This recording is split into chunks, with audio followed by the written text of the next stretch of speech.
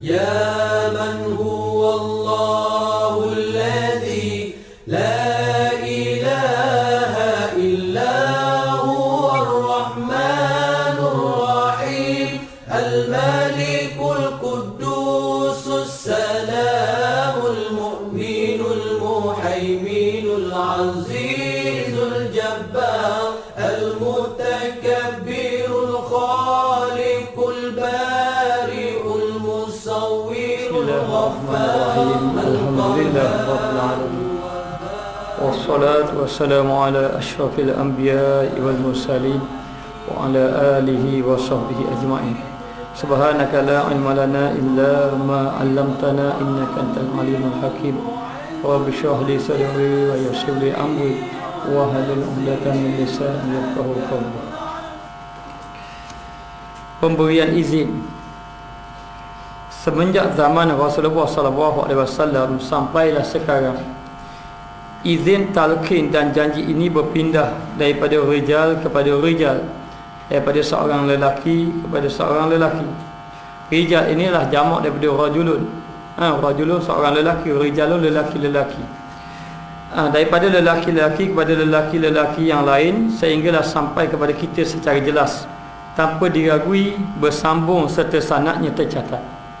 Jadi pemberian izin dalam bab tasawuf, yang dimaksudkan izin di sini adalah izin talaqi, izin talqin zikir sebagai contoh.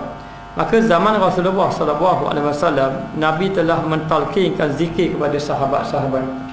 Jadi sebelum daripada kedatangan peristiwa Isra' Mi'raj yang difardukan sembahyang 5 waktu, Nabi telah mentalqinkan zikir kepada para sahabat, sehingga kan sahabat berzikir kepada Allah Ta'ala siang dan malam.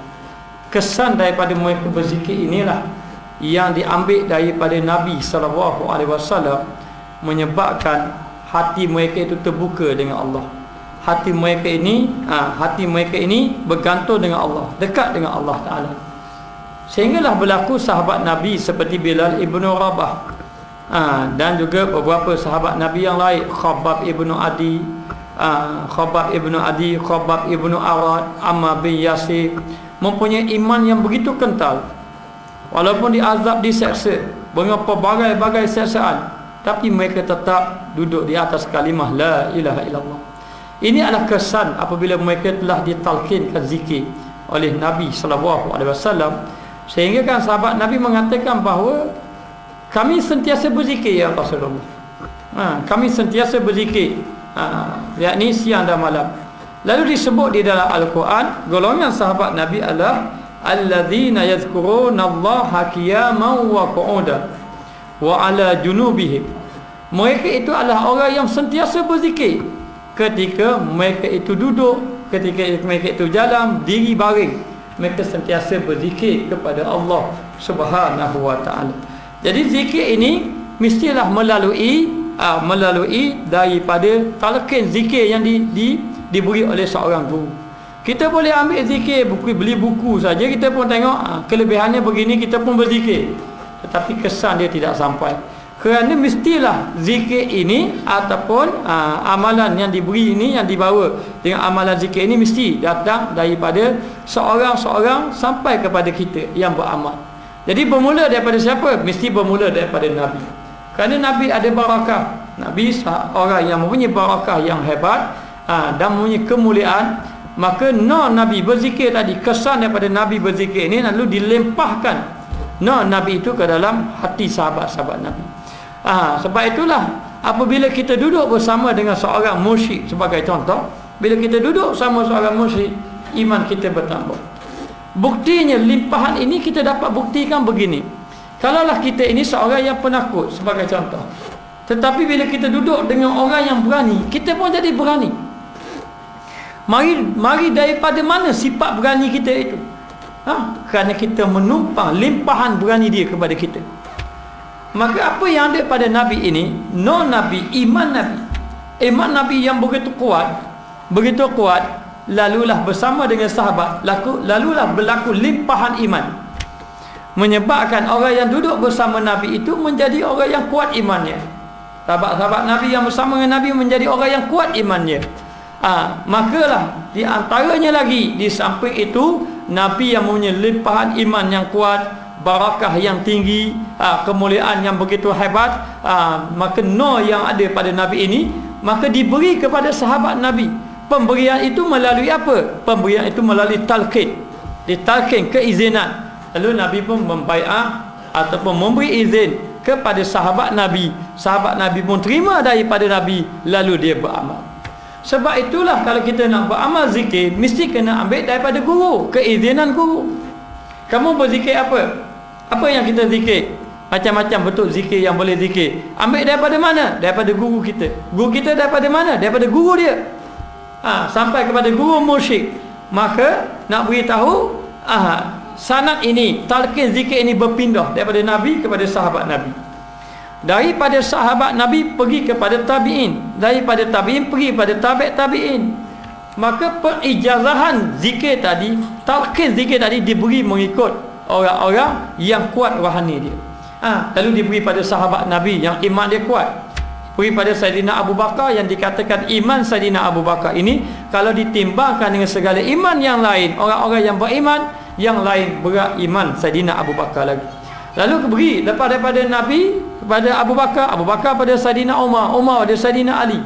Maka berpindah kepada sahabat-sahabat, pindah pada tabi'in. Perpindahan zikir ini, ijazah ini, talqin ini berpindah daripada rijal, lelaki pada lelaki-lelaki yang lain. Maka diberi ijazah ini melalui amal guru-guru sufi, guru tasawuf, yang mereka itu mengambil daripada ulama-ulama sufi yang dahulu sampai kepada Nabi SAW. Maka demikianlah yang dikatakan berpindah. Maka berpindah itu apa? Berpindah itu limpahan Nabi. Sebagaimana yang saya sebut tadi, seorang yang penakut duduk dengan orang yang berani, jadi berani. Mari dua ni sifat berani itu, limpahan berani iaitu. Jadi limpahan Nabi ini, walaupun Nabi sudah wafat, limpahan itu ada kepada sahabat-sahabat Nabi. Lalu sahabat Nabi pun wafat, limpahan itu ada kepada golongan tabi'in. Tabi'in wafat, lalu limpahan itu ada kepada tabi'in. Inilah yang dikatakan rijal-rijal. Maka sampai kepada kita sekarang, kita mengambil zikir daripada orang yang telah mendapat limpahan daripada baginda Rasulullah sallallahu alaihi wasallam. Ini talqin zikir. Maka talqin zikir tidak boleh beri sebarangan, dan kita tidak ada ijazah, tidak boleh beri talqin zikir. Ada orang yang boleh, syekh dia memberi bai'ah kepadanya untuk amalan dirinya, maka dia hanya beramal diri dia. Kalau dia nak bawa orang lain pun dia kena minta izin dengan syekh dia. Syekh, saya nak bawa zikir dengan anak-anak buah saya, boleh. Kalau syekh kata saya benarkan awak bawa zikir, maka dibenarkan. Tapi kalau syekh kata kamu tidak dibenarkan lagi memberi ijazah pada orang lain, maka tidak boleh beri ijazah. Tidak boleh lagi hanya membawa zikir saja diikuti oleh. Maka anak murid yang mengikut dia menumpang barakah dia. Dia menumpang barakah guru dia. Guru dia pun menumpang barakah guru dia sampai kepada Nabi sallallahu alaihi wasallam. Inilah yang dikatakan limpahan daripada Nabi sallallahu alaihi wasallam kepada orang-orang yang beramal, amalan zikir dan sebagainya. Maka zikir ini perlukan izin. Izin cara macam mana? Malah ditalqinkan zikir. Bagaimana contoh, seorang guru mengatakan perkataan la ilaha illallah, ikut apa yang saya kata, la ilaha illallah. Kita pun la ilaha illallah, ikut saya, la ilaha illallah, la ilaha illallah. Kita pun zikir ikut macam dia. Bila zikir ikut macam dia, lalu pun dia kata, saya mengijazahkan kamu zikir. Amalan zikir la ilaha illallah ini melalui sanad, dia pun beritahu guru dia dan sebagainya. Ini dipanggil ijazah zikir ataupun izin talqin. Diizinkan untuk kita berzikir, dan talqin itu disebut kalimah la ilaha illallah. Baik dikata di sini, orang-orang sufi menamakan bai'ah. Izin itu bai'ah juga. Bai'ah, izin dan juga talqin dengan nama qabdah. Maka dia kata bai'ah, izin dan juga talqin dengan nama qabdah. Qabdah dengan arti kata genggaman. Genggaman bermakna apabila dia ini menerima zikir, talqin zikir, ataupun dia berbai'ah dengan guru dia tadi, ataupun dia minta izin dengan guru dia, bermakna guru dia telah memegang rohani dia. Itu dia panggil qabdah. Qabdah ni genggaman. Maka dia kata dengan nama qabdah. Bila qabdah tadi di sini, maka seolah-olah dia menyerahkan roh dia kepada guru dia untuk mentadbiyah dia. Sebab itu guru-guru yang mursyid, kalaupun kita mentalkin zikir dengan dia, kalau kita tidak berzikir, dia tahu. Walaupun kita ini tidak memberitahu kepada dia, kerana di situ ada sambungan rohani. Maknanya sebab kita telah memberi rohani kita digenggam oleh dia untuk dia mentalbiah kita. Lalu dalam keadaan macam tu, bila kita bai'ah, kita minta izin dengan dia ataupun dia talqinkan kita berzikir, maka hendaklah kita berzikir. Dan apabila saja seorang itu berbai'ah, bai'ah ini kalau kita ikut dalam hierarki sebagai contoh, bai'ah ini adalah perjanjian kita. Perjanjian kita, kita berjanji dengan pemimpin untuk taat kepada dia. Tetapi dari segi tasawuf, bai'ah ini bermakna perjanjian pengamalan. Bermakna apabila seorang itu bai'ah kepada seorang guru mursyid, bai'ah kepada anak murid dia, tiba-tiba anak murid dia tidak beramalkan zikir yang dia bai'ah, maka dengan sendirinya bai'ah itu terbatal. Bai'ah tadi terbatal. Bila terbatal, maka limpahan rohani guru dia tidak sampai kepada anak murid dia. Dengan sebab dia tidak berzikir, dengan sebab dia tidak sambungkan rohani dia dengan rohani guru dia. Ini perbahasan tasawuf. Maka dia kata di sini, ia diterima oleh seseorang daripada seseorang yang lain. Mesti diterima melalui orang, tidak boleh diterima melalui buku-buku. Kita baca buku lalu kita tengok kelebihan dia macam ni macam ni, kita pun beramal nak cari kelebihan yang macam tu. Maka inilah yang mendapat ni zikir yang macam ini tidak dapat membentuk hatinya. Kedua-dua belah pihak menggenggam tangan antara satu sama lain. Ini zikir. Kadang-kadang kita bila membahaskan mengenai amalan ini, kita merasa agak ajaib, agak pelik. Sebab tu kata guru saya, dia kata, kalaulah ustaz membai'ah, saya membai'ah kepada ustaz amalan zikir, dan ustaz beramal dengan apa yang ustaz amalkan dia, nanti akan berlaku perpindahan daripada hati ke hati. Ilmu saya yang diletakkan di dalam hati ini berpindah kepada ustaz. Jadi kadang-kadang melalui bai'ah saja terbuka itu. Melalui bai'ah. Dia melalui macam mana? Kadang-kadang melalui kita berjabat tangan dia bai'ah dengan kita melalui jabat tangan.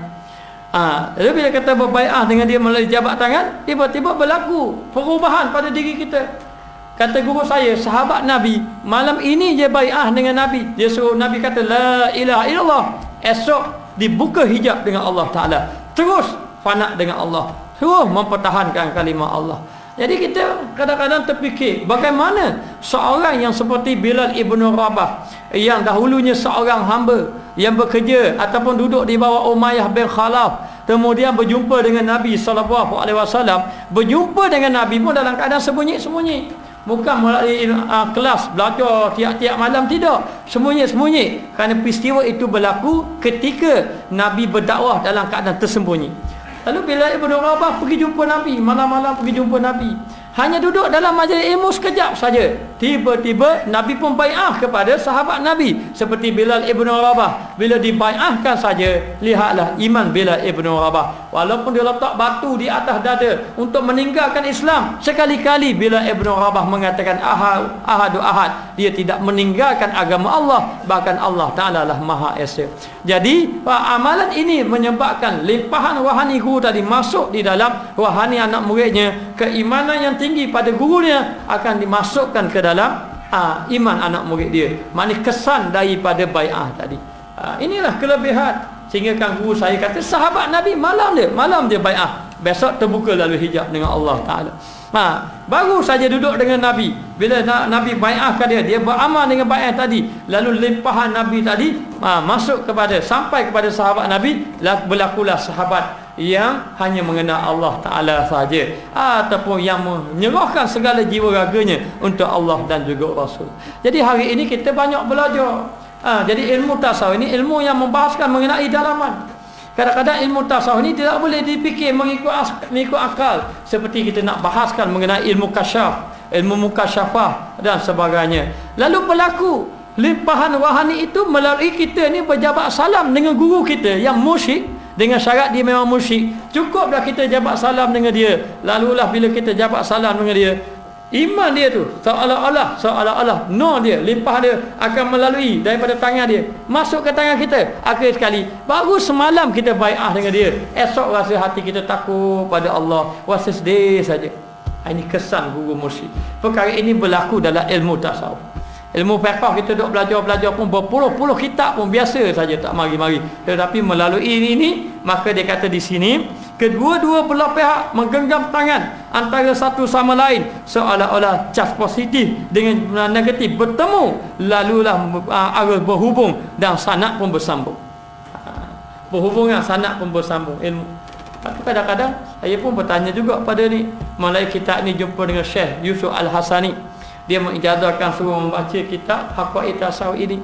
Bila saya tidak pernah belajar dengan dia Haqaiq Tasawuf ini, kecuali dalam kursus itu je 1 minggu. 1 minggu itu saja dia mari membaca, itu pun sikit-sikit, depan-depan sikit saja. Lalu dia amanahkan membaca kitab tadi. Bila kita belajar dengan dia secara talaki, tak ada. Tapi masa nak beri tadi, dia suruhnya pegang serban, dia suruh talqin kalimah la ilaha illallah, dia suruh beramal, dia mengijazahkan supaya membaca kitab ini.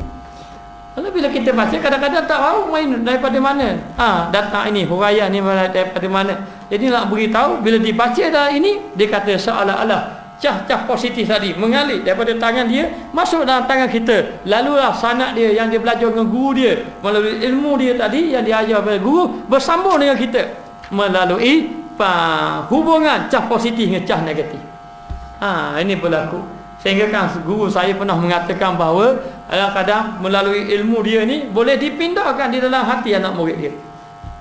Boleh dipindahkan di dalam dada anak murid dia melalui apa? Melalui bai'ah, melalui izin talqin, melalui amalan-amalan zikir, dan juga dengan barakah guru yang ada bersama dengannya. Barakah guru tadi dengan amalan rohani yang begitu kuat. Jadi ini berlaku dalam bab kerohanian dan penyambungan sanad-sanad. Jadi guru tadi ilmu dia mari di mana? Guru dia tadi ambil daripada guru dia. Contohnya Syekh Yusuf Hasan. Syekh Yusuf Hasan Al-Hasani, dia belajar dengan Abu Isa, Syekh Abu Isa. Kemudian Syekh Abu Isa, guru dia siapa? Belajar dengan guru dia sampai kepada Nabi SAW. Dan ilmu itu berpindah daripada guru dia ni, beri sanad kepada anak murid dia pun mengajar. Kemudian anak murid dia beri sanad lagi, ijazahkan, talqinkan kepada anak murid yang lain. Maka ilmu itu berpindah. Berpindahan itu ilmu tasawuf dengan ilmu fiqh kita contohkan. Ilmu fiqh perpindahan daripada akal ke akal. Guru kata hukum sembahyang macam ni. Buat perkara ni bercakap dengan sengaja batal. Maka akal tadi pun menerima. Maka dari segi akal kita boleh terima. Ada pun dari segi tasawuf perpindahan daripada hati ke hati. Maka amalan ilmu tasawuf dia tidak boleh bercakap ikut akal. Mesti orang yang membaca tasawuf beramal dengan amalan tasawuf dia, supaya kerohani guru dia tadi akan berpindah kepada anak murid dia daripada hati kepada hati. Ini berlaku dalam bab ilmu tasawuf. Tidak sama dengan ilmu-ilmu fiqh, ilmu-ilmu yang lain. Maka dia kata di sini, lalulah bertembung arus, berhubung dan sanad bersambung, maka kesan rohani juga sampai dan dapat dirasai dengan mujarab. Kesan rohani dia akan sampai kepada dia. Sebab itulah kita kena duduk dengan guru-guru tasawuf, kita kena duduk dengan guru-guru mursyid, dan kita kena duduk bersama dengan dia. Kadang-kadang kita belajar duduk sama dengan dia, akan ada kesan rohani. Saya sudah beritahu dah dahulu, masa saya duduk dengan Habib Umar, kita berasa mudah untuk sembahyang waktu malam. Bila saya duduk dengan Tuan Guru Haji Abdullah Yusuf, terasa ingin takut kepada Allah Ta'ala, nak tidur malam ingat kepada mati. Kenapa berlaku macam tu? Rupanya itu sebenarnya kesan rohani. Kesan rohani dia kata. Jadi kesan rohani itu bermula daripada guru dia. Jadi bila guru dia ini yang rohani dia kuat, lalulah dengan ijazah, dengan talqin, lalu dia lempahkan kerohanian itu kepada anak murid dia. Itulah yang berlaku dalam bab sanad ataupun pemberian izin ataupun talqin zikir yang berlaku di antara guru dengan anak murid. Dan ini ada dalam bab ilmu tasawuf. Sebab itu ilmu tasawuf mementingkan tarekat, berzikir sebagai contoh, sebagai amalan rohani, membahaskan tentang rohani ini supaya rohani kita kuat. Dengan kita duduk dengan guru kita, kadang-kadang kita duduk dengan guru kita saja, kita pun balik rumah jadi rajin pula nak baca Quran. Yang sama ni jadi malas, tapi bila kita duduk dengan dia, sebenarnya itu dia panggil limpahan rohani. Jadi nak wicapa, nak wisapa dekat ke mana? Maka dia talqinkan. Jadi talqin macam-macam cara. Ada yang bersalaman. Yang paling penting, cah positif tu nak masuk. Nak masuk cas positif, nak jumpa cas negatif dengan dia, biar masuk. Daripada seolah-olah cas tadi positif dan negatif. Yang guru tadi rohani dia kuat, cas positif. Yang kita pula rohani lemah, cas negatif. Lalu bila kita bersalam, cas positif ni akan melalui bersambung dengan cas negatif, menyebabkan jadi kuat juga kita. Kuat juga kita. Jadi itu kesan dia. Kenapa sahabat Nabi yang dahulu sembah patung berhala, sahabat Nabi yang berbunuh-bunuhan di antara satu sama lain, kerana mereka bersama dengan Nabi. Jadi Nabi punya rohani dia kuat, aku dilempahkan kepada sahabat-sahabat Nabi. Jadilah sahabat Nabi yang dahulunya ganas, berbunuh-bunuhan, berzina, minum arak, berjudi dan sebagainya, menjadi manusia yang sebaik-baik golongan apabila mereka bersama dengan baginda Rasulullah sallallahu alaihi wasallam. Maka Nabi sudah tidak ada, golongan sahabat-sahabat sudah tidak ada, golongan tabi'in pun sudah tidak ada, golongan tabi'in pun tidak ada. Tetapi bagaimana limpahan itu berpindah daripada seorang ke seorang. Limpahan tadi daripada Nabi pergi kepada sahabat Nabi, sahabat Nabi pergi kepada tabi'in, tabi'in pergi pada tabi'in, dan berpindah pada lelaki-lelaki. Dan perpindahan itu melalui musyrik ke musyrik, guru-guru musyrik. Tak boleh berpindah pada orang-orang biasa, sebab ini perpindahan rohani. Perpindahan rohani. Jadi saya nak fahamkan orang macam ni je. Hanya ibaratnya begini, kalau kita penakut, kita duduk dengan orang berani, kita pun jadi berani. Mai mana berani? Itu limpahan berani yang masuk dalam kita. Maka demikianlah limpahan rohani yang kuat ibadah, yang kuat iman tadi. Kita duduk dengan orang yang musyrik, duduk musyrik, kekuatan rohani tadi akan dilimpahkan kepada anak murid yang bersuhbah, yang bersama dengan guru tadi. Bahkan kekuatan tadi, limpahan tadi menjadi lebih kuat lagi apabila ditalqinkan zikir ataupun diberi ijazah melalui penyambungan cas positif dengan negatif. Sambung macam mana? Sambung dengan bersalaman. Jadi pengalaman saya ada 3 guru yang saya ambil ijazah zikir. Yang pertama melalui bersalaman dengan tangan, yang kedua melalui pegang melalui serban berpegang, yang ketiga melalui tasbih. Pegang melalui tasbih tu. Jadi saya tidak faham apa kalau ijazah macam tu, apa kelebihan dia. Kadang-kadang kita fikir mudah bagi ijazah, hari ni baru jumpa, mari minta sanak sikit, saya beri sanak awak, saya ijazah kat awak baca kitab. Kenapa mudah sangat? Kita nak dapat ijazah, belajar universiti 3 tahun 4 tahun, baru dapat ijazah. Nak dapat ijazah pun kena convocation dulu, kena pakai sokok sengit dulu. Maknanya baru dapat ijazah, lepas dapat ijazah nak mengajar pula, kena minta pula jangan dapat tauliah pula baru boleh mengajar. Mana mudah sangat ni. Kita tiba-tiba mari jumpa Syekh besar, minta sana, minta ijazah sikit, just tukum, saya ijazahkan kamu. Lalu kita pun terima qabil tu, saya terima apa yang kamu beri pada saya terima tadi. Lalu guru kata, boleh, kamu boleh baca kitab Minhajul Abidin. Ajar kitab Minhajul Abidin. Mai fikir, mari dua ni, mudah sangat. Kemudian perijazahan tadi berlaku pula. Mari saya ulur tangan, pegang tangan. Okey, ikut saya. La ilaha illallah, la ilaha illallah. Kita pun berzikir, habis berzikir diberi ijazah, boleh pimpin orang lain. Cepat sangat masuk. Maka demikianlah cas-cas tu. Ilmu rohani ini boleh berpindah daripada hati ke hati, sebagaimana akal berpindah daripada akal ke akal. Akal ke akal ni lambat, hati ke hati ni mengikut limpahan guru. Sebab tu kena cari guru-guru yang benar-benar musyrik, guru yang benar-benar hatinya ikhlas kepada Allah, yang benar-benar dia punya iman dia mantap, lalu boleh berpindah. Jadi kita nak tahu macam mana bila kita duduk bersama dengan dia. Yang pertama, dia tidak bercakap kecuali kebaikan saja. Yang kedua, kita duduk dengan dia, kita merasakan keimanan kita semakin bertambah. Kita duduk dengan dia, kita rasa boleh meninggalkan maksiat. Bukan duduk dengan dia kau nak buat maksiat, tapi bila duduk dengan dia, rasa malah nak buat maksiat. Itu sebab apa berlaku? Sebab limpahan rohani itu telah terpancar di dalam hati kita. Lalu disebut al-ilmu nurun yakzifuhu Allahu fi qulubihim. Ilmu adalah cahaya yang dicampakkan ke dalam hati-hati manusia. Inilah dia kata ilmu tasawuf ataupun ilmu perpindahan daripada hati ke hati. Baik, kita tengok golongan musyrik mujaddid. Musyrik mujaddid ni musyrik yang melakukan pembaharuan yang ada di sepanjang zaman. Memang ada sepanjang zaman. Ada juga mengatakan musyrik mujaddid muqallid. Maknanya dia telah mengubah amalan zikir ataupun amalan-amalan yang tertentu mengikut zaman tertentu. Tengok zaman dia, amalan dia macam ni. Maka dia kata golongan mursyid mujaddid. Yang pertama, belajar mesti cari mursyid. Kita mesti kena cari mursyid supaya kita berjumpa jalan untuk melalui perjalanan yang sampai pada Allah. Kerana perjalanan yang sampai pada Allah itu ada pada mursyid. Kita nak pergi Kuala Lumpur kena cari driver. Kita cari driver hak tak kenal jalan pergi Kuala Lumpur, kena siapa? Ni nak cari driver, bila cari driver, jumpa driver. Bawa bas juga. Okey, kenal tak Kuala Lumpur? Tak apa, cuba sekali. Pakai pelik. Pegang pergi Kuala Lumpur sebab tak kenal jalan.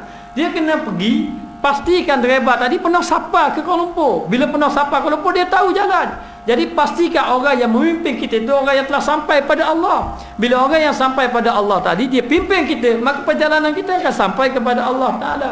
Jadi macam mana kita nak cari? Carilah guru mursyid. Kalau kita tak jumpa pun guru mursyid, kita bertanya pada guru, wahai guru, siapakah mursyid kamu?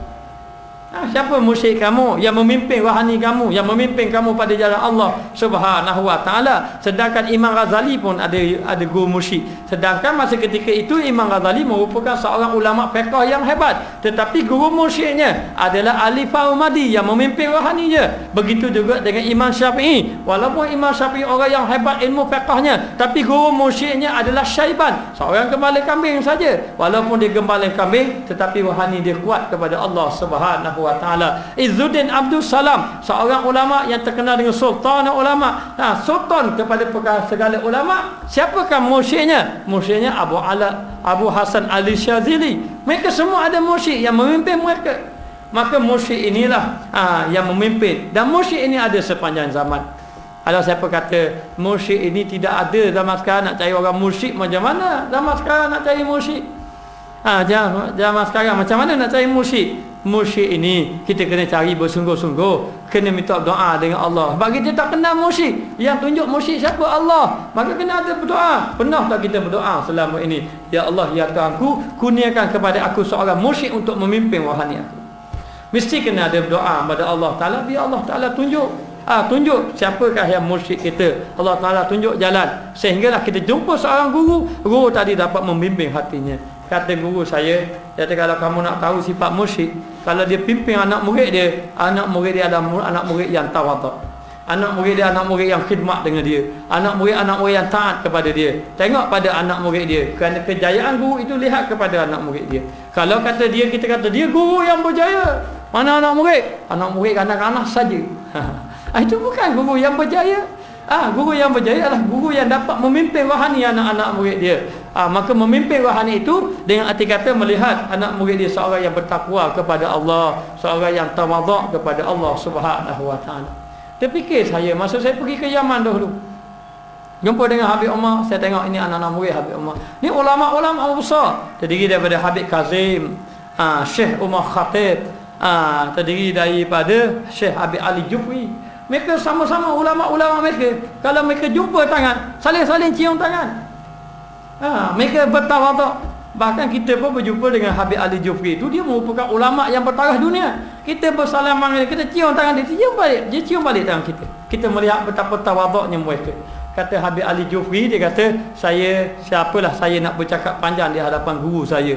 Kalau guru dia duduk atas petah, dia duduk bawah sama dengan orang ramai. Sifat tawaduk tu ada. Maka dia kata guru mursyid ini dia berjaya memimpin rohani anak murid dia, sehingga anak murid yang menjadi anak murid yang bertawaduk dengan Allah Taala. Tawaduk di antara sesama insan, dan juga anak murid yang terdidik akhlaknya disebabkan limpahan rohani gurunya yang jatuh ke dalam hati anak-anak murid dia. Maka dia kata di sini guru mursyid yang mujaddid yang ada di sepanjang zaman, yang mana mereka mengikat hati-hati manusia. Ikat hati-hati manusia. Dia akan ikat hati-hati manusia. Bila dia ikat hati-hati manusia melalui zikir, bai'ah dan sebagainya, lalulah hati-hati manusia ketika itu sudah terikat dengan cara macam mana? Dengan cara zikir, dengan cara talqin, dengan cara bai'ah, dengan cara diberi izin, dengan cara duduk bersobah dengan dia. Itu dia panggil ikat hati-hati manusia. Maka bai'ah izin ni ibarat kalau buah durian ada tali ikat. Tali ikat, bila angkat pegang satu je, pegang satu saja habis terakatlah. Tapi kalau tak ada tali, Nak pegang gua ni banyak-banyak. Inilah sebab itu guru kenapa gurunya tidak boleh memimpin anak murid dia. Kucak kacir saja anak murid dia. Kata berubah sini kata. Sebab apa? Sebab tidak ada ikatan. Anak murid dia semakin jauh sebab tidak ada ikat. Kalau dia pegang seorang, orang lain pula pegang suti buah duyang lain pula golek kita ke lain pula. Pegang yang ni pula, dah nak pegang dah. Ni terlepas juga. Tetapi kalau ada bai'ah, ibaratnya bai'ah dalam durian yang banyak-banyak tadi, lalu diikatkan dengan tali tadi.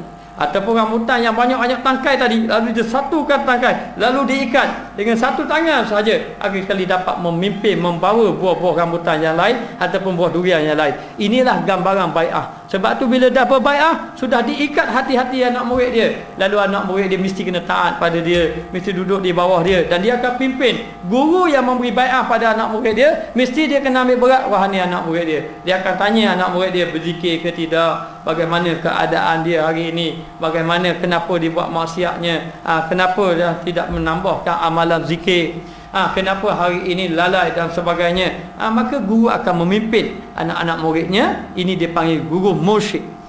Maka guru mursyid ada setiap zaman. Kita kena cari. Ada dekat Malaysia, pergi Indonesia. Tak ada Indonesia, pergi ke Yaman. pergi. Bahkan dia kata wajib kamu ke cari, sehinggalah kamu berjumpa dengan mursyid tadi. Tapi mursyid itu kita tidak kenal mursyid. Maka tidak dapat berdoalah kepada Allah Subhanahu Wa Taala. Lalu dia ikat hati-hati manusia. Dia talqin, dia ikat hati-hati manusia sehingga cahaya Sayyidina Muhammad sallallahu alaihi wasallam itu dipanggil cahaya non Nabi. Itulah limpahan. Jadi saya agak fahamlah yang dimasukkan limpahan. Iman Nabi ni kuat. Iman Nabi kuat. Siapa iman Nabi ini tidak akan dikoyak. Orang musyrikin Mekah nak beri orang puang. Lain pada orang puang nak beri harta benda. Nabi nak jadi raja, tapi Nabi tambah. Sebab iman Nabi sangat kuat. Sehingga kan syaitan mengatakan bila bangkitnya Nabi, maka tidak akan dapat dihancurkan Islam lagi lainnya. Setelah dibangkitnya Nabi sallallahu alaihi wasallam. Jadi Islam tu ada, hanya lemah kurang Islam tu ada. Nak hancurkan tak boleh. Lemah kurang tu boleh. Jadi Nabi ni memang yang kuat. Bila iman Nabi kuat, dengan kuat bertakwa kepada Allah, kuat sembahyang, kuat berzikir, akhlak mulia. Sahabat Nabi itu tumpang Nabi ya sebenarnya. Dia duduk dengan Nabi pun kuat jadi iman. Dia tumpang kuat iman semakin kuat. Maka ini dipanggil no Nabi. Jadi iman ini limpahan iman tadi akan masuk dalam sahabat-sahabat Nabi. Bila Nabi wafat, maka ada pada sahabat Nabi limpahan no Nabi ini. Maka dia kata di sini, mengikat hati-hati manusia sehingga nur Sayyidina Muhammad, cahaya Sayyidina Muhammad sallallahu alaihi wasallam dapat disampaikan. Sampai kita ini, maknanya walaupun kita ini tidak berjauhan dengan Nabi, tapi nur Nabi akan sampai kepada kita. Nur Nabi akan sampai kepada kita. Dengan sebab sampainya nur Nabi ini, kadang-kadang kita rasa suka benda-benda yang agama ni. Duduk majlis zikir rasa seronok je majlis zikir. Tengok maksiat rasa serabut terus saja. Tengok orang main gendang dalam masjid rasa serabut. Tengok TV dia main gitar tak ada apa-apa. Tak ada apa-apa dalam TV. Jadi nak beritahu dalam masjid mana main kompang tak boleh, main gendang tak boleh, memuji-muji Nabi pun tak boleh. Duduk depan TV tu, duduk tengok nyanyi tiap-tiap hari tak apa. Jadi kena faham. Jadi dalam keadaan macam tu, limpahan Nabi ni akan masuk. Jadi cara dia macam mana? Bila dia tengok benda-benda baik rasa gembira. Itu daripada Nabi lah. Benda-benda yang baik rasa gembira. Bila semayang, lepas semayang rasa suka, hati tenang saja. Boleh baca-baca Quran rasa suka. Tak pernah orang menyesal aku baca Quran hari ni. Ada. Sebab benda tu benda baik. Itu limpahan Nabi. Limpahan daripada Nabi belaka tu sebenarnya. Hanya limpahan tu pecah. Kita boleh sikit, tu boleh sikit lagi, tu sikit. Pakai sikit-sikit orang boleh. Limpahan Nabi itu dipanggil no Nabi. No Nabi akan sampai walaupun Nabi sudah wafat. Nabi sudah wafat, maka no Nabi itu akan bergerak daripada seorang lelaki masuk dalam hati-hati manusia. Hati-hati mana? Hati-hati manusia yang soleh. Perkara ini umpama pencawang elektrik. Pencawang elektrik yang terletak di tempat yang jauh daripada penjana dia. Penjana elektrik duduk jauh. Sambung wayar. Ibu duduk sini. Ibu besar ni lemparkan, ngalirkan arus elektrik. Jadi ibu dia pada Nabi. Jadi iman Nabi ni limpahan iman Nabi ni akan bertebaran pada sahabat Nabi, melalui Abu Bakar, melalui Sayyidina Umar, melalui Sayyidina Osman, melalui Sayyidina Ali, melalui Abdul Rahman Ibn Tabi'. Melimpah lagi limpahan dia tadi. Itu ibaratnya. Maka limpahan itu kita kena cari barakah Nabi. Kita tak ada berkat kita siapa? Tamu ikut Nabi, nak ikut kita sendiri. Tak boleh. Limpahan Nabi itu. Maka dia kata ibaratnya daripada pencawang elektrik tadi, di tempat yang jauh daripada penjana dia, ia mengambil cahaya daripada pusat penjana untuk diagihkan kepada penduduk. Jadi daripada penjana elektrik tadi akan limpahkan cahaya sampai kepada bercahaya. Hanya lampu ni dok nyala. Maknanya orang lain bercahaya. Bercahaya. Kenapa? Kerana telah mengalir arus elektrik tadi. Jadi hanya tidak ada sanak gelap. Contoh ni tak ada sanak, ni ada sanak. Maka siapa mengalir? Mengalir cahaya-cahaya tadi. Itu gambaran dia. Lagi ilmu tasawuf mesti kena ada sanad.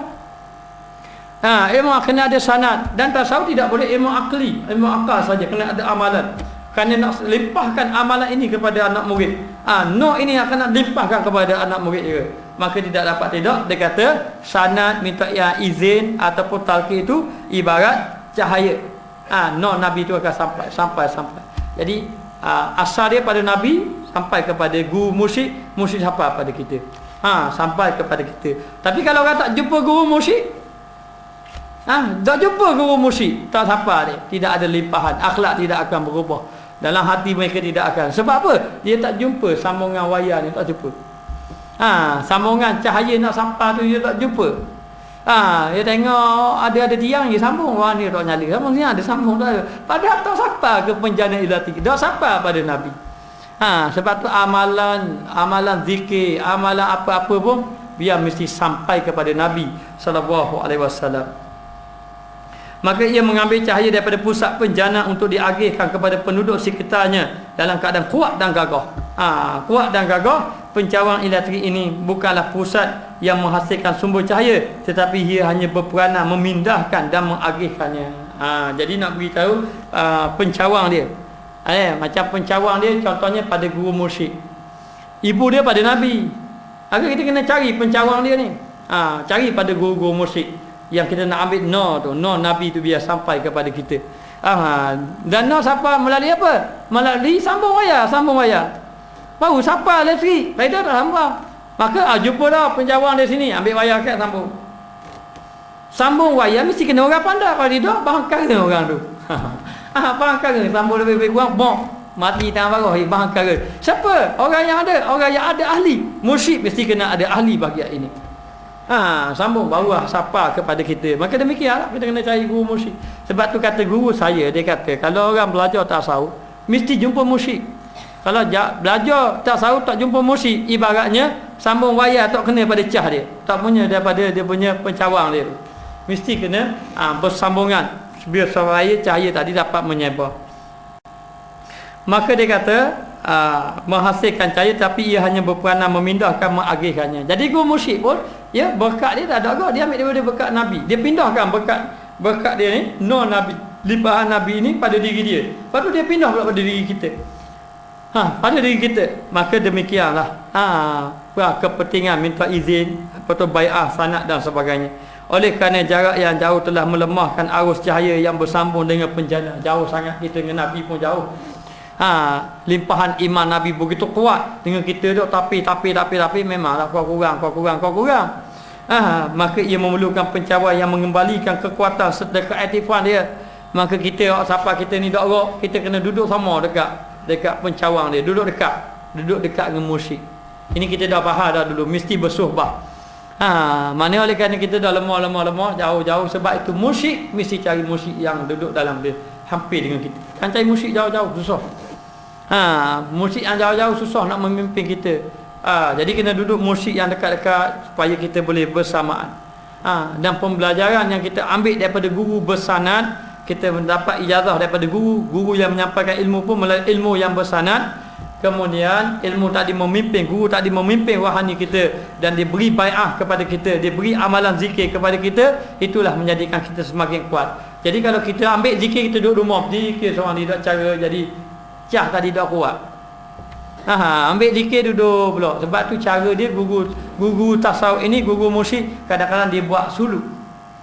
Lama sikit nampak anak buah dia bateri dah malas saja. Mari sini cah. Duduk guru suluk cah bateri pula.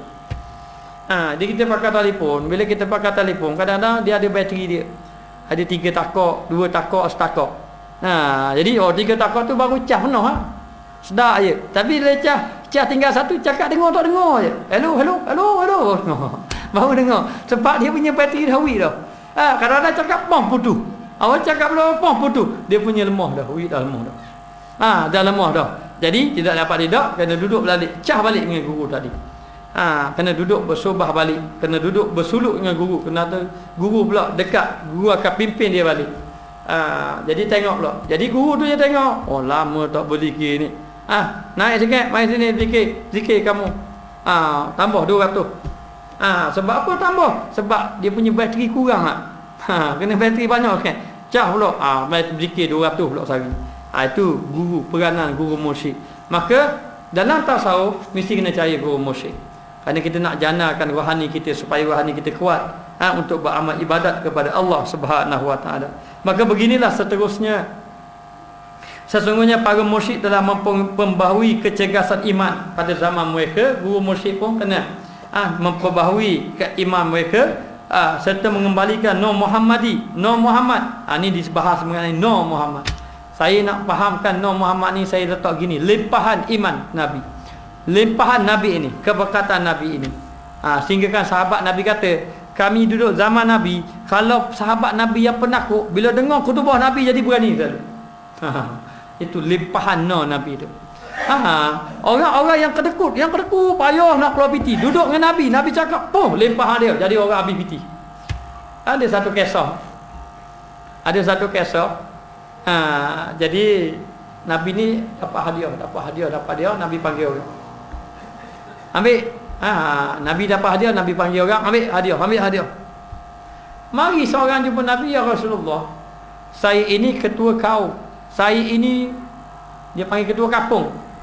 Saya ini pemimpin di kalangan kaum saya. Jemaah saya pemimpin. Ada tak harta benda sikit yang Nabi boleh beri kepada kami supaya kami boleh beri kepada jemaah kami? Ada tak? Nabi kata, tak tengok tu. Kenapa tu? Kambing, banyak kambing. Penuh padang ragu. Satu penuh padang tu penuh dengan kambing. Nabi kata, ambil semuanya sekali. Orang terkejut dia. Ingat boleh seekor je, seekor padang dah. Seekor tu mujur dah kata. Dia tak pergi mak lagi. Nabi kata, ambil semua sekali. Lalu sahabat Nabi ni, orang ni, ketua kampung tadi, ambil habis kambing. Ambil habis, alik kambing banyak-banyak. Siapa dekat kaum dia tengok pelik. Mana ketua kampung ni bahan kambing mana banyak-banyak. Bahan kambing mana? Dia kata, ya qaumi aslimu. Wahai kaum aku, mari kita pakat masuk Islam ramai-ramai. Sebab aku telah berjumpa seorang, apabila dia memberi, dia sudah tidak rasa takut untuk harta dia hilang, untuk jadi fakir tidak. Lalulah mereka ramai-ramai pun masuk Islam. Sahabat Nabi kata, ya Rasulullah, puak-puak ni masuk Islam kerana dapat kambing, dapat projek masuk Islam lalu. Puak-puak ni masuk Islam ni kerana dapat projek, dapat kambing dia tu. Jadi sahabat Nabi pertikaikan. Nabi mengatakan dia tidak kenal Islam. Nanti kalau dia kena Islam, memang dia kena Islam kerana dia nak benda. Masih dia tak kena Islam, dia nak benda, nak kambing, nak apa-apa. Masa itu dia tidak kenal Islam lagi. Tapi Nabi kata, nanti kalau dia kena Islam, dia akan habiskan segala harta benda dia kepada Allah. Lalu sahabat Nabi pun faham, masuk Islam ramai-ramai. Dan ternyata kaum inilah di antara kaum yang banyak menginfakkan harta pada jalan Allah. Jadi Nabi ini, kalau orang kedekut duduk dengan Nabi, jadi habis harta benda. Infak fi sabilillah. Orang yang penakut jadi berani. Ini dipanggil limpahan Nur Nabi tadi. Nur Nabi ini melimpah pada sahabat-sahabat Nabi. Maka dia kata, serta mengembalikan Nur Muhammad kepada kegemilapan dan juga kelawannya melalui tempoh zaman dan kurun yang begitu lama. Jadi ada golongan yang akan menghidupkan Nur Nabi ini, yang lama dihidupkan balik, walaupun dia dengan Nabi itu lama. Cah tu semakin berkurangan. Tapi bila cah berkurangan, kita kena perhidupkan balik, kuatkan balik cah tadi. Jadi kena cari apa? Kena cari charger. Kalau handphone ni cari charger dulu. Tak ada bateri cari charger, buat jumpa charger. Cak, tambah lah 5. Tambah penuh cabut pula, tambah lagi dia ulama. Akhir kali lemah jumpa pula ulama cah pula. Jadi dalam keadaan macam tu dia kata daripada tempoh yang begitu jauh dengan Nabi, maka ada orang yang akan menghidupkan dia. Mereka ini telah mengambil ambil cahaya ataupun ambil arus elektrik tadi daripada penjana. Ini adalah pencawang dia panggil. Siapakah pencawang itu? Siapakah yang menghidupkan Nur Muhammad? Yang menghidupkan Nur Muhammad itu, inilah sabda Nabi SAW, al ulama warasatul anbiya. Ulama itu mewarisi Nabi, ataupun ulama itu pewaris Nabi. Pewaris apa? Pewaris non Nabi sebenarnya. Maka hadis ini merujuk kepada ulama sufi. Ulama sufi adalah pewaris nabi-nabi, ataupun ulama-ulama yang menghidupkan nur Nabi ini adalah pewaris daripada Nabi. Kerana apa? Dia telah mendapat nur Nabi. Nabi tinggalkan nur Nabi pada ulama-ulama ini. Dan ulama inilah yang menghidupkan hati-hati manusia melalui sanad, izin, talqin, bai'ah dan sebagainya yang sampai kepada anak murid dia. Maka percubaan amali merupakan sebesar-besar dalil yang menunjukkan bahawa berjanji itu membuahkan hasil yang baik serta kesan yang terpuji. Sebagai contoh, kita berjanji dengan seorang. Bila kita berjanji, kita akan bersungguh-sungguh. Maka mestilah kita berbai'ah, minta izin dengan guru ataupun ditalqinkan kalimah la ilaha illallah. Maka dari sini golongan salah berpegang kepada perkara ini, mereka mewariskan kepada orang-orang soleh di kalangan khalaf. Jadi nur Nabi ini hanya boleh diwarisi oleh orang-orang soleh. Guru mursyid mana boleh orang duduk wakaf, duduk nur Nabi duduk dalam hati. Dah jadi. Orang duduk nur Nabi ada dalam hati, lempahan nur Nabi. Siapa selesai duduk wakaf? Mayambang tak boleh. Dia berpindah daripada hati ke hati. Kerana dia ini cahaya ke cahaya. Nurun ala nur, daripada cahaya kepada cahaya. Cahaya atas cahaya. Maka dia kata mewariskan kepada orang-orang soleh di kalangan khalaf. Orang-orang yang dulu, orang-orang soleh ini termasuk dengan ulama-ulama. Maka jumhur ummah juga telah melalui jalan tersebut. Begitu juga dengan ulama, kebanyakan ulama melalui jalan-jalan ini. Mereka yang jadi ulama-ulama, mereka semua, walaupun ulama-ulama besar, mereka semua ada sanad, memang ada jalanan sam, jalanan tarekat, ataupun jalinan izin bai'ah dan sebagainya. Walaupun mereka itu hebat-hebat. Sebagai contoh, ulama mujtahidin, Imam Syafi'i, Maliki, Hambali, Hanafi, mereka itu semua melalui jalan-jalan sufi. Mereka semua ada sanad, mereka semua ada mursyid yang menghidupkan hati-hati mereka. Walaupun Imam Syafi'i terkenal dengan ahli fiqhnya, mengumpulkan pengasas mazhabnya, tetapi dia adalah melalui jalan-jalan sufi untuk menghidupkan wahana ini. Lalu hari ini kadang-kadang yang fiqh tu meninggalkan sufi. Yang sufi meninggalkan fiqh pun tidak boleh juga. Mesti kena ada. Kena ada. Jadi nak lalu jalan sufi, yang pertama jalan suhbah, yang sebagaimana yang ditunjuk dalam kitab ini. Guru bersama dengan guru. Belajar tu biar bersama dengan guru sama. Jangan berpisah. Yang kedua, kena ada bai'ah dengan guru. Untuk guru akan memimpin wahani-wahani kita. Bila kita berbai'ah dengan guru, kita kena menyerahkan diri kita untuk dipimpin oleh guru. Maka guru akan tengok, orang ni tak boleh ni. Ni kena matikan ego dia, suruh dia jadi macam ni. Pimpin dia macam ni. Ni kerja-kerja guru mursyid untuk memimpin hati-hati anak muridnya untuk sampai kepada Allah Subhanahu wa taala. Wallahu a'lam. Alhamdulillahi rabbil alamin. Ar-Rahmanir Rahim. Maliki yaumiddin. إياك نعبد وإياك نستعين اهدنا الصراط المستقيم صراط الذين أنعمت عليهم غير المغضوب عليهم ولا الضالين.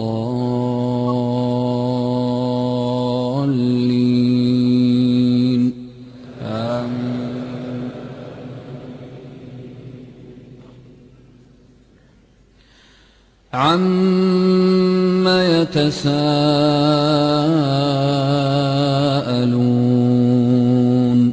عن النبأ العظيم الذي هم فيه مختلفون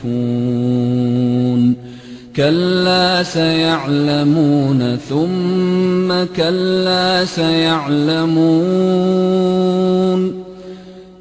ألم نجعل الأرض مهادا والجبال أوتادا وخلقناكم أزواجا وجعلنا نومكم سباتا وجعلنا الليل لباسا وجعلنا النهار معاشا وبنينا فوقكم سبعا شدادا وجعلنا سراجا وهاجا وأنزلنا من المعصرات ماء ثجاجا لنخرج به حبا ونباتا وجنات ألفافا إن يوم الفصل كان ميقاتا يوم ينفخ في الصور فتأتون أفواجا وفتحت السماء فكانت أبوابا وسيرت الجبال فكانت سرابا إن جهنم كانت مرصادا للطاغين مآبا لابثين فيها أحقابا لا يذوقون فيها بردا ولا شرابا إلا حميما وغساقا جزاء وفاقا إنهم كانوا لا يرجون حسابا وكذبوا بآياتنا كذابا وكل شيء أحصيناه كتابا فذوقوا فلن نزيدكم إلا عذابا إن للمتقين مفازا حدائق وأعنابا وكواعب أترابا وكأسا دهاقا لا يسمعون فيها لغوا ولا كذابا جزاء من ربك عطاء حسابا يوم يقوم الروح والملائكة صفا لا يتكلمون رب السماوات والأرض وما بينهما الرحمن لا يملكون منه خطابا يوم يقوم الروح والملائكة صفا لا يتكلمون إلا من أذن له الرحمن وقال صوابا ذلك اليوم الحق فمن شاء اتخذ إلى ربه مآبا إنا أنذرناكم عذابا قريبا يوم ينظر المرء ما قدمت يداه ويقول الكافر يا ليتني كنت ترابا